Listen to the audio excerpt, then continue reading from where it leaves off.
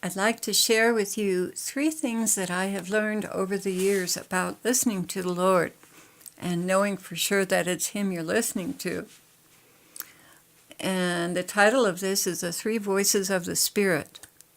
Life would be so much simpler for souls that really want to hear and obey God and please Him if they could only hear His voice clearly and know for sure it's Jesus.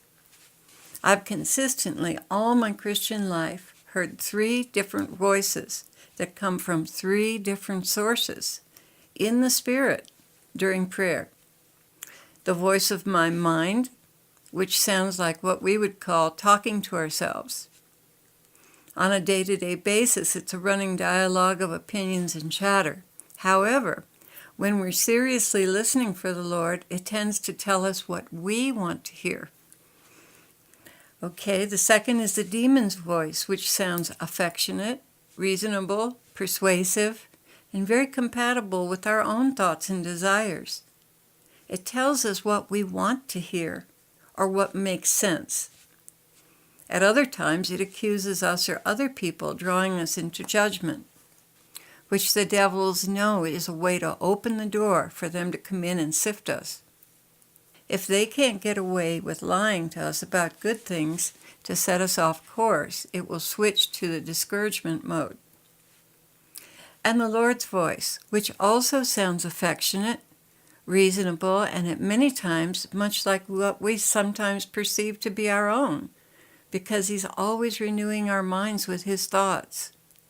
His instruction is gentle and does not provoke us to judge others. Rather, He encourages us to be long-suffering with them as He is with us. So those are 3, kind of a light overview of the 3 different characters of the voices that we hear when we're praying and we're in the Spirit.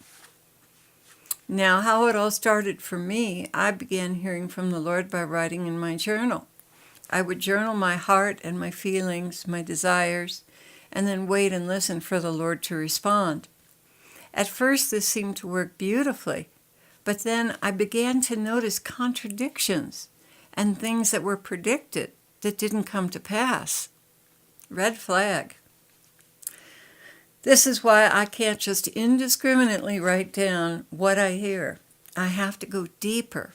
The scriptures say in 1 John 4, test the spirits and see if they be of God. Okay, so how are we going to test them? Well, a lot has to do with listening very carefully to the attitude, the demeanor of what you're hearing. And as I said, the 3 different voices here I started out. One sounds like we're talking to ourselves, like sounding more regal and authoritative like God. The second sounds very affectionate and reasonable and persuasive. That's the demon. And the Lord's also sounds affectionate and reasonable. But He's gentle and He doesn't provoke us to judge others. And let me tell you, the demons are really smart. They'll do that. They'll sound like the Lord and they won't provoke you to judge others. And they'll make it a little harder for you to know. But there's that sweet space in your spirit, down in your gut, where you know that you know that you know it's the Lord. I just find it very hard sometimes to be confident that it's the Lord when I'm communicating with Him about something I'm attached to. People say, well, but I hear the Lord in my heart. But here's what the scriptures say. The heart in Jeremiah 17, the heart is deceitful above all things and beyond. The heart is perverse and unsearchable. Who can know it? So that's tricky too. What's in our heart isn't always what's holy and right and godly. So I was very young in the Lord and insecure, and these contradictions would throw me into a panic, especially because I'd been a New Age practitioner for 12 years before the Lord rescued me. I wanted to base everything in my life on what the Lord told me to do, because I'd made such a mess of my life for the first 33 years. I was so sick of following my star. Let me tell you, I was ready to obey and to follow the Lord. When I was first saved, my very first experience of hearing the Lord speak to me was through the scriptures. I opened my new to me Big Family Bible 3 times prayerfully. I've never forgotten those readings. Little did I know they would define my mission in life. I never expected anything like these readings, so I was detached from them. They were Moses and the burning bush. Out of the burning bush, I've made you to hear my voice. The second was the story of Esther, fasting and prayer. And the third was the call of Jeremiah to speak out about the things that the Lord showed me that needed correction and to encourage. So truly the Lord does direct our lives individually in the Bible, and there is merit in seeking a word from Him directly through the Scriptures. And to this day, those words still define my mission. I think it's just a matter of trusting that God will open that Bible to the right page. It's a childlike trust. It doesn't come easily for us because we're so mental and so controlling. The whole idea of letting go of control and allowing something to open to the right thing is just real scary and alien to us. But it's a matter of letting go and taking Daddy's hand.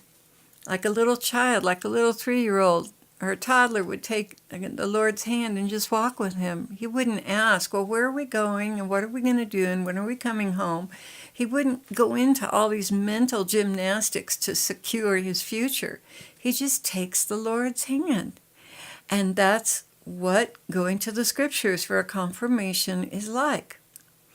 Okay, so I want to give you an example of 3 clear messages about the same topic as you'd hear them in your prayer time and write them down, believing it was Jesus speaking to you.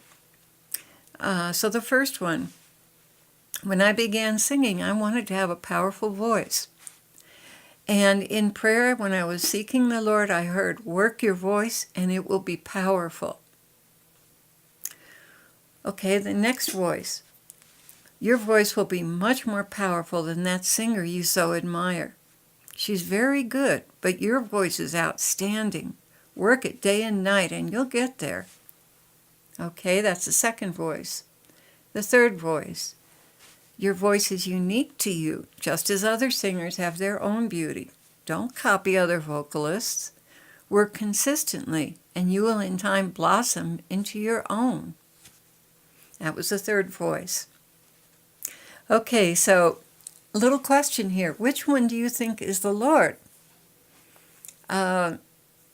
Work your voice and it will be powerful. Your voice is outstanding. Work it day and night and you'll get there. Or your voice is unique and blossom into your own uniqueness. Well, in the first one, I was attached to having a powerful voice. That's a caution, a red flag. Anything you're attached to, you're likely to tell yourself. Also, I felt a check in my spirit when I heard this. Okay, the second, it plays on my vanity. It judges and criticizes another singer, and it directs me to overdo my practice, which might even lead to vocal damage. And the third voice, it contradicts my desire, but encourages me to become who I am. So after time had expired, I began to see that that's not my style to be powerful. That's not what comes naturally to me as a form of expression in song. Not only that, but the songs the Holy Spirit gives me are not suited to power, but to gentleness and softness. Later, I figured out I was telling myself, you will have a powerful voice because that's what I wanted to hear. I was attached. So I learned after many years of failures, you cannot just trust a word that plays up to your attachments. Or should I say, you can't just trust any word you hear. You have to discriminate, as the Scriptures instruct us to. So when we have been in worship, and a time comes for us to sit quietly before the Lord and to listen, there's a potential for 3 different voices to be heard, but only one is the voice of God. If you just indiscriminately write down what you're hearing, you run the risk of being directed into a path that is not yours by your very own flesh, or by demons who will guide you into judgment, which will bring repercussions. Basically, they're setting you up for a fall because they know that when you judge, you go out from under God's covering, and then they can step in and sift you. But when you clearly discern your Jesus speaking to you, you've gone over the three options and you've decided, this is the Lord. I can feel it in my spirit, and there's nothing to indicate that it's from the enemy.